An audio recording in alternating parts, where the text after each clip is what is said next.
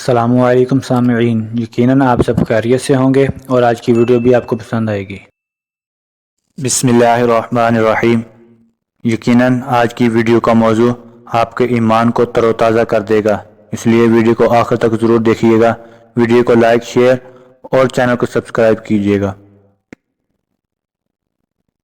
حضرت نظام الدین اولیاء رحمۃ اللہ علیہ اکثر ایک جملہ کہا کرتے تھے کہ ہم سے تو دھوبی کا بیٹا ہی خوش نصیب نکلا، ہم سے تو اتنا بھی نہ ہو سکا۔ پھر اس کے بعد گش کھا جاتے۔ ایک دن ان کے مریدوں نے پوچھ لیا کہ حضرت، یہ دھوبی کے بیٹے والا کیا ماجرا ہے؟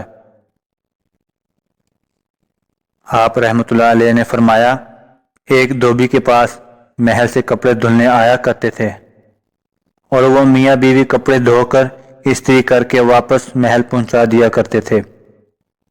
ان کا ایک بیٹا بھی تھا جو جوان ہوا تو کپڑے دھونے میں والدین کا ہاتھ بٹانے لگا۔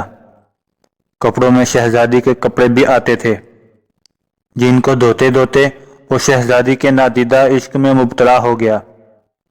محبت کے اس جذبے کے جاگ جانے کے بعد اس کے اطوار تبدیل ہو گئے۔ وہ شہزادی کے کپڑے الگ کرتا اور انہیں خوب اچھی طرح دھوتا۔ انہیں استری کرنے کے بعد ایک خاص نرالے انداز میں تہہ کر کے رکھتا۔ سلسلہ چلتا رہا۔ آخر والدہ نے اس تبدیلی کو نوٹ کیا اور دھوبی کے کان میں خسر پھسر کی کہ یہ تو لگتا ہے سارے خاندان کو مروا دے گا۔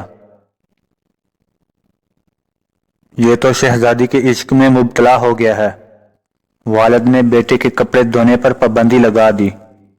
ادھر جب لڑکا محبت کے زیر اثر محبوب کی کوئی خدمت بجا لاتا تھا، محبت کا بخار نکلتا رہتا تھا، مگر جب وہ اس خدمت سے ہٹا دیا گیا تو لڑکا بیمار پڑ گیا اور چند دن بعد فوت ہو گیا۔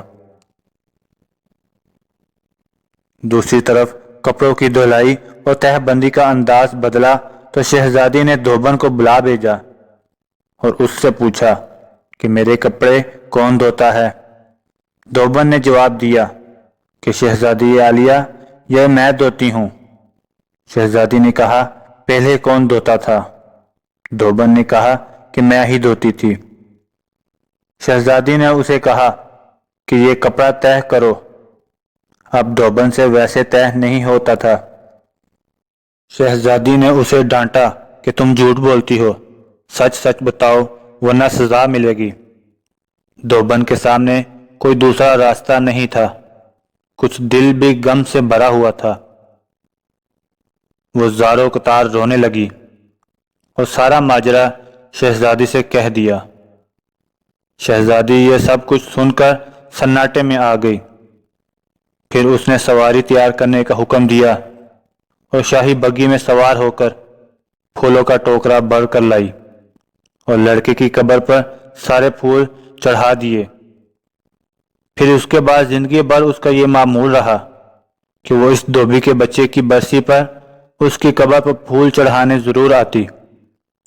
یہ بات سنانے کے بعد حضرت کہتے، اگر ایک انسان سے بن دیکھے محبت ہو سکتی ہے تو بھلا اللہ سے بن دیکھے محبت کیوں نہیں ہو سکتی؟ ایک انسان سے محبت اگر انسان کے مزاج میں تبدیلی لا سکتی ہے اور وہ اپنی پوری صلاحیت اور محبت اس کے کپڑے دھونے میں بروئے کار لا سکتا ہے، تو کیا ہم لوگ اللہ سے اپنی محبت کو اس کی نماز پڑھنے میں اس طرح دل و جان سے نہیں استعمال کر سکتے؟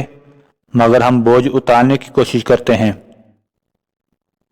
اگر شہزادی محبت سے طے شدہ کپڑوں کے انداز کو پہچان سکتی ہے تو کیا رب کریم محبت سے پڑھی گئی نماز اور پیچھا چھڑانے والی نماز کو سمجھنے سے عاجز ہے؟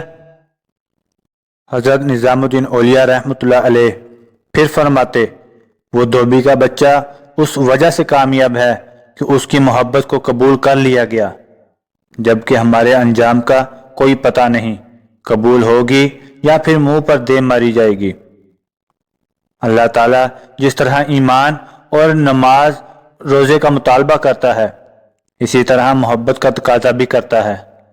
یہ کوئی مستحب نہیں، فرض ہے، مگر ہم غافل ہیں۔ پھر فرماتے اللہ تعالیٰ کی قسم اگر یہ نمازیں نہ ہوتی تو اللہ سے محبت کرنے والوں کے دل اسی طرح پھٹ جاتے جس طرح دھوبی کے بچے کا دل پھٹ گیا تھا۔ یہ ساری ساری رات کی نماز ایسے ہی نہیں پڑھی جاتی، کوئی جذبہ کھڑا رکھتا ہے۔ فرماتے ہیں کہ یہ نسخہ اللہ پاک نے اپنے نبی صلی اللہ علیہ وآلہ وسلم کے دل کی حالت دیکھ کر بتایا تھا کہ آپ صلی اللہ علیہ وآلہ وسلم نماز پڑھا کیجئے اور رات بھر ہماری عبادت دہراتے رہا کیجئے، آرام ملتا رہے گا۔ اسی وجہ سے نماز کے وقت آپ صلی اللہ تعالی علیہ وآلہ وسلم فرماتے تھے، ترجمہ: اے بلال، ہمارے سینے میں ٹھنڈک ڈال دے اذان دے کر۔ اللہ تعالیٰ سے دعا ہے کہ وہ اپنی اور اپنے حبیب صلی اللہ تعالی علیہ وآلہ وسلم کی محبت نصیب فرمائے۔ آپ سب سے گزارش ہے کہ ایک مرتبہ درود شریف پڑھ لیجئے۔ جزا اللہ عنا محمد ما هو اہلہ۔ اس ویڈیو کو لائک کریں، شیئر کریں، کمنٹ کریں، خود بھی سبسکرائب کریں اور دوستوں کو بھی سبسکرائب کرنے کا کہیں۔ شکریہ۔